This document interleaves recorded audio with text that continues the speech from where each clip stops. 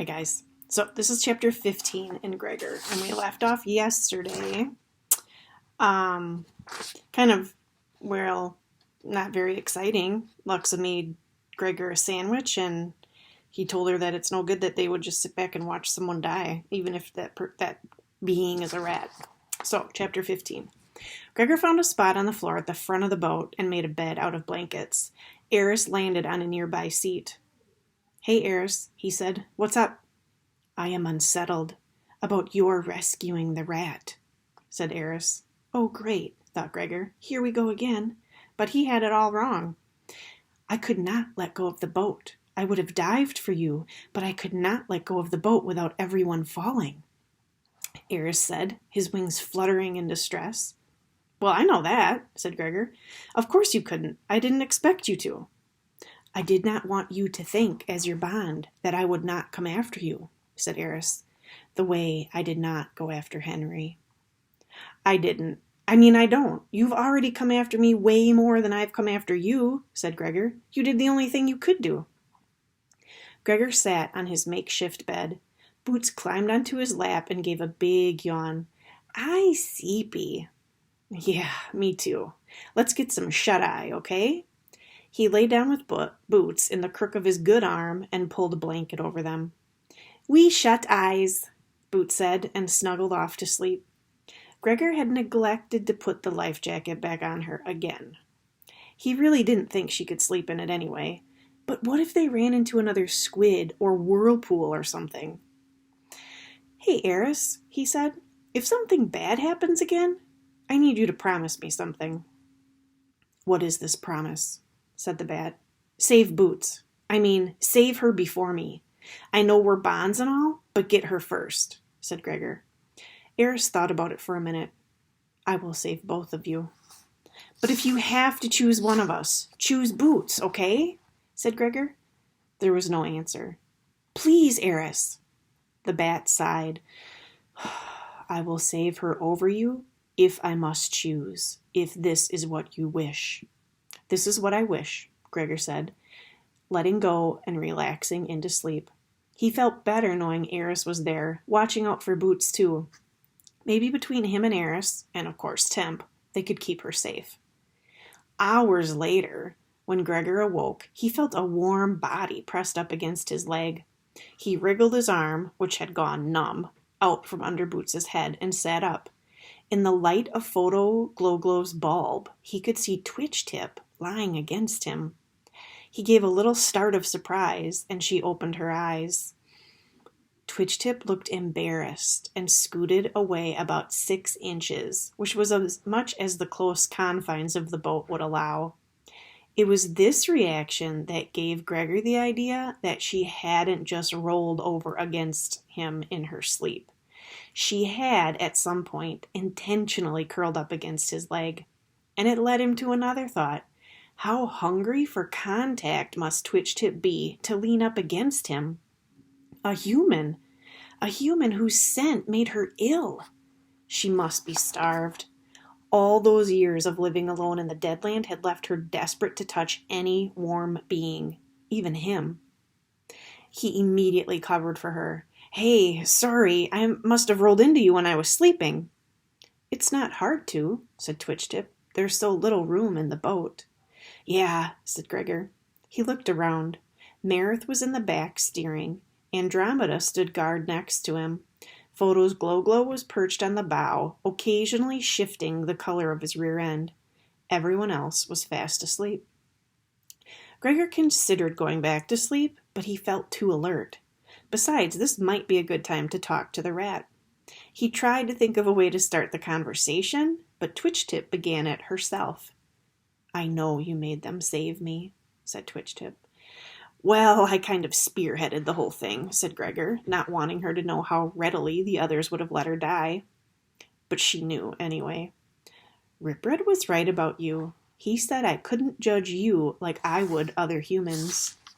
"That's interesting, because I think Vickis said something similar to me about Ripred," said Gregor. The subject made him uncomfortable. "So how long have you been living on your own?" 3 or 4 years, said Twitch-Tip. Why'd they drive you out, the other rats? I mean, they're so into smell. Seems like you'd be famous, said Gregor. I was, in a way, for some time. Then they realized I could smell their secrets, and no one wanted me around, said Twitchtip. I can smell yours, too. My secrets? Like what? Asked Gregor. He tried to think about what his secrets might be. His father's disappearance used to be a kind of secret, or at least it was something he never discussed much, but that was over.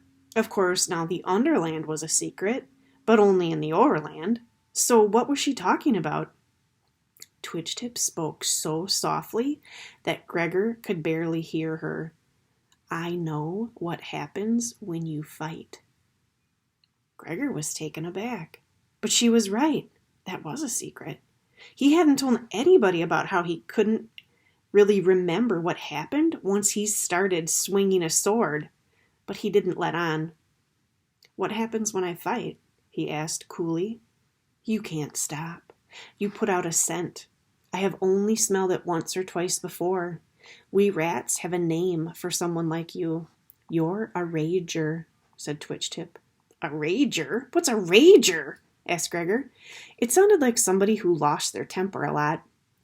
It's a special kind of fighter. They're born with great ability, while others may train for years to master combat.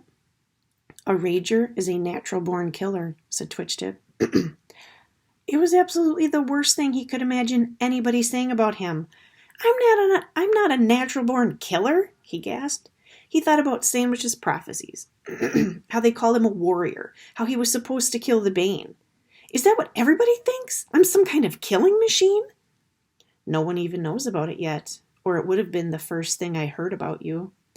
Being a rager, it's not a moral judgment. You can't help being one any more than I can help being a scent seer. It doesn't mean you want to kill. It means you can. Better than anyone. But once you begin to fight, it's very hard for you to rein yourself in, said Twitchtip. Gregor's heart was pounding. What if she was right? No, she couldn't be right. He didn't even like fighting. He didn't even like people arguing. But what about how he'd acted with the blood balls and the tentacles? He couldn't control what he did. He couldn't even remember it. I think you've got me mixed up with somebody else, was all he said. No, I don't. Ignore me if you want to, but eventually you'll know I'm right. If you get a chance, though, I'd talk to Rip Red about it, said Twitchtip. Rip Red? Why Rip Red? Gregor said, thinking the main person he might need to see was a shrink. Because he's a rager too, said Twitchtip. But unlike you, he's learned to control his actions.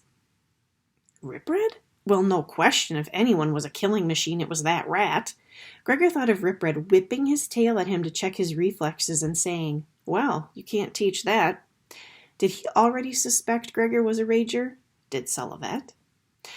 I'm going back to sleep now, Gregor said, and lay down. He pulled Boots close for comfort and stared into the dark. He found himself biting his lip so he wouldn't cry. Yeah, if he got back from this alive, he'd better talk to Rip Red.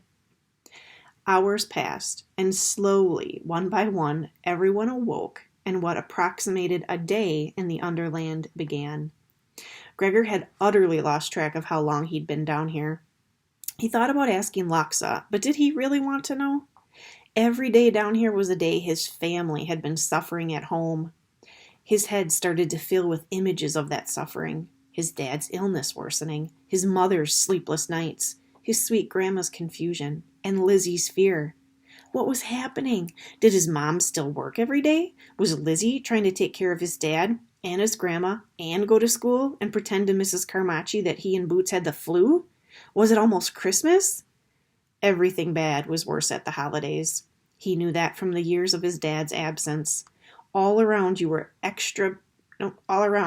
people in an extra happy mood, and it just made your own hurt bigger. Now that his dad was back, Gregor had thought his family might have one of those Merry Christmases again, even if there wasn't a ton of money for presents. And here he was, miles below his home, going to kill a giant white rat and trying to keep his baby sister alive while his family watched the hands crawl around the clock and waited. Ho, ho, ho. Remember, it's like December. Besides that, everyone on board was driving one another crazy. It had been an effort for all the different species, human, bat, rat, roach, and firefly, to be cohabitating in 2 boats.